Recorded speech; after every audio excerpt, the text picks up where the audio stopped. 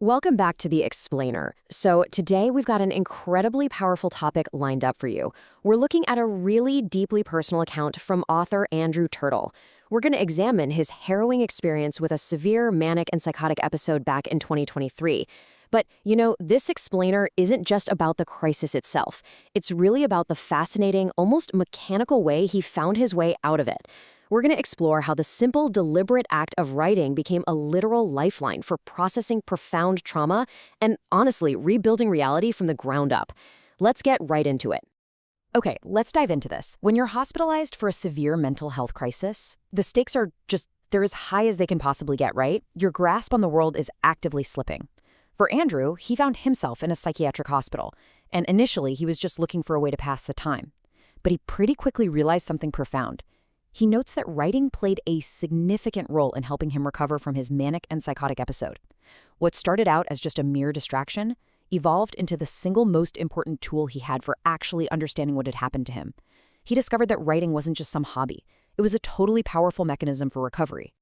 To truly understand why writing was so effective, we first need to look at part 1, the baseline of chaos, and what it actually means to experience mania. When we talk about involuntary treatment and experiencing mania, we're talking about a terrifyingly destabilizing environment. Imagine your mind operating like a runaway train.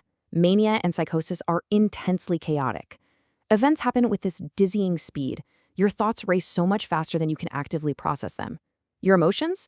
They fluctuate wildly from one extreme to the exact opposite in mere seconds. The very fabric of reality feels completely unstable, literally shifting under your feet from moment to moment. It's this confusing whirlwind of fragmented memories, just an absolute storm where nothing holds still long enough to be understood, let alone grasped. Moving on to part 2, constructing the narrative. How do we actually get from a whirlwind to a story? And this brilliantly illustrates the contrast. So how do you stop a runaway train? How do you actually anchor yourself right in the middle of a hurricane? Well, you look at the stark difference between the illness and the cure. A manic episode is pure speed, racing thoughts, wildly fluctuating emotions. But the writing process, it's the exact opposite.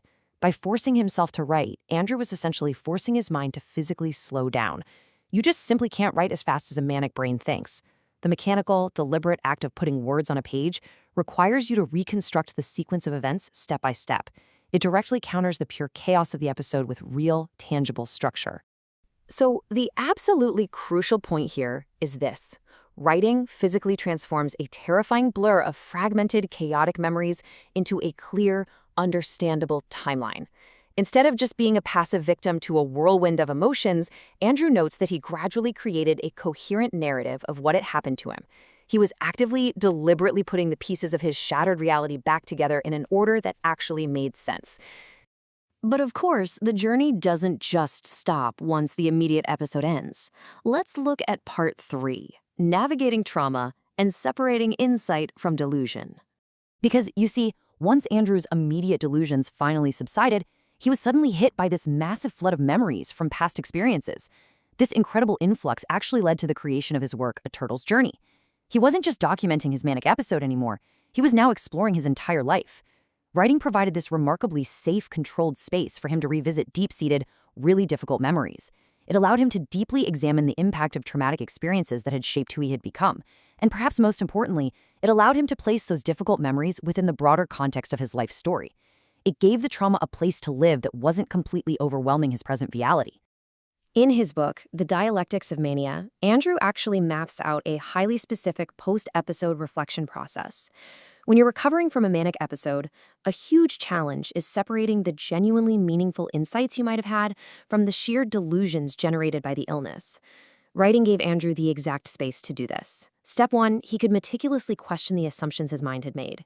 Step 2, he could safely revisit those intense, overwhelming ideas without getting completely lost in them again.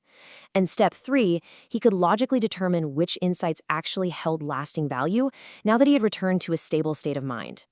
Basically, writing acted as a crucial filter for his reality. Which brings us to a massively important aspect of recovery. Part 4, the anchor of control and rebuilding step by step. During a severe mental health crisis, your basic autonomy is, it's entirely stripped away. For Andrew, much of his life felt completely out of his hands. He experienced the loss of jobs, his relationships were severely strained, and he was physically confined to a hospital under involuntary treatment. I want you to really think about this for a second. Put yourself in that exact position. How do you reclaim your life when absolutely everything around you, and even your own mind, feels entirely uncertain? When the big picture is just way, way too overwhelming to even look at? The answer? You focus on the micro. Every page, every chapter. Writing was something Andrew could entirely, 100% control. When absolutely everything else was falling apart around him, completing a single page or finishing a single chapter represented a tangible, undeniable step forward. It's that micro-control of the pen and paper that finally allows you to start steering the massive ship of your life once again. As that control slowly returns, it paves the way for our final stage, Part 5, Reinvention, Finding a New Direction and Purpose. Before the episode, Andrew's identity was really heavily tied to his previous work and professional roles. But the severity of the crisis shook those foundations to the very core. He simply couldn't just go back to who he was. Let's move to and see how this builds together, because the sheer scale of his transformation is incredibly inspiring. He had to forge a completely new direction. What began as simple journaling in a hospital bed, just trying to pass the time and make a tiny bit of sense of the day, well, it eventually snowballed. It evolved into entirely new books, websites, full research projects, and a vast, ever-growing body of published work. The act of writing actually became the very process of reinventing his entire personal and professional identity. Which leads us to this really profound realization. Andrew notes that many people experience severe mental health crises and, completely understandably, just want to leave them entirely in the past. But he consciously chose a different path. He says the experience became more than something that just happened to him. It became something that could potentially help others. By meticulously documenting his lived experience, he transformed his profound personal suffering into incredibly valuable resources. He created materials that now actively help others understand mania, psychosis, and the harsh realities of the mental health system. His deep pain was ultimately given a truly powerful purpose. So if we distill absolutely everything from Andrew's experience down to one core takeaway, it's this. Whether he's writing about mental health, spiritual exploration, or broader society, the underlying mechanism is exactly the same. Writing is the active, deliberate act of taking the complex, the fragmented, and the chaotic, and organizing it into a structured framework that actually creates meaning. It's this incredibly powerful, accessible tool for making sense of the world, right when the world completely stops making sense.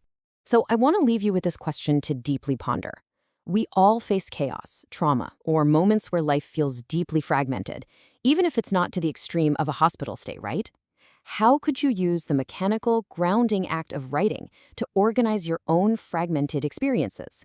I mean, could a simple pen and paper be the exact tool you need to slow down your thoughts, meticulously rebuild your narrative, and reclaim your control?